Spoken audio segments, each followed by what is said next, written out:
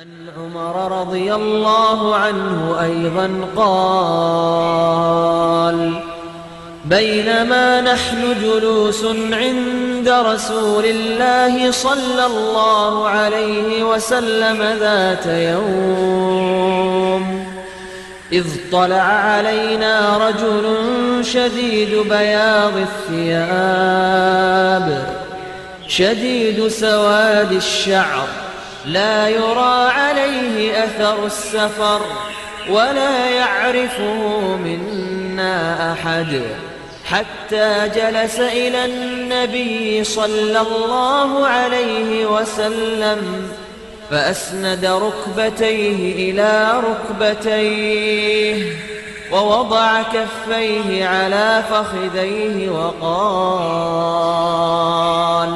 يا محمد، أخبرني عن الإسلام.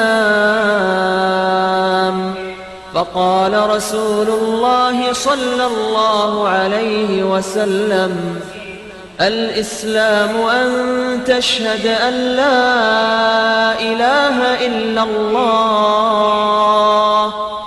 وأن محمدا رسول الله، وتقيم الصلاة وتؤتي الزكاة وتصوم رمضان وتحج البيت إن استطعت إليه سبيلا.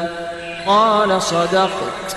فعجبنا له يسأله ويصدقه. قال: فأخبرني عن الإيمان. قال: أن تؤمن بالله وملائكته وكتبه ورسله واليوم الآخر، وتؤمن بالقدر خيره وشره. قال: صدقت. قال: فأخبرني عن الإحسان. قال: أن تعبد الله كأنك تراه، فإن لم تكن تراه فإنه يراك. قال: فأخبرني عن الساعة. قال: ما المسؤول عنها بأعلم من السائل. قال: فأخبرني عن أماراتها. قال: أن تلد الأمة ربتها، وأن ترى الحفاة العراة العالة رعاء الشاة يتطاولون في البنيان. ثم انطلق فلبثت مليا، ثم قال: يا عمر، أتدري من السائل؟ قلت: الله ورسوله أعلم.